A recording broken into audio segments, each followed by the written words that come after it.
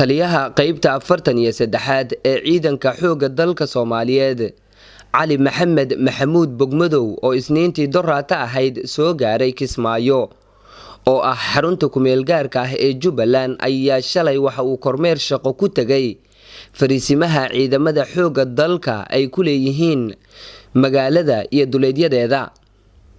booqashada generaalka oo ay ku heliyeen saraakiisha ugu sareysa taliska ayay ujeedadu ahayd mid lagu ogaanayo xaaladda dhabta ah ee ciidamada ay ku jiraan. kormeerka ayaa ka bilowday dhismihii hore ee jaamacadda Kismaayo, taas oo bar control hadda u ah ciidamada qaybta 43aad oo taliskoodu yahay magaalada Kismaayo.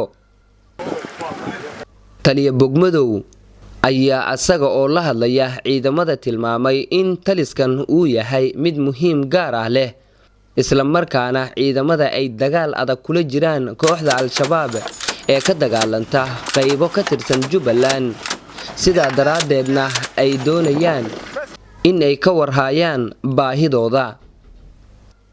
geesta kale, taliyuhu waxa uu kula dardaarmay ciidamada qalabka sida isla markaana faray inay u diyaar garoobaan xoreynta gobolka Jubbada Dhexe iyo degmooyinka ka tirsan Jubbada Hoose ee weli ku jira gacanta Al-Shabaab.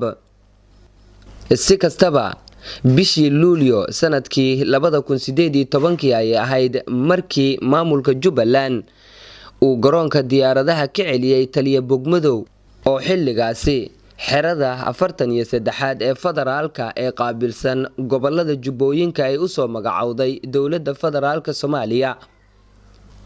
Cabdullaahi Xuseen Kilaas, warbaahinta ciidamada, Kismaayo.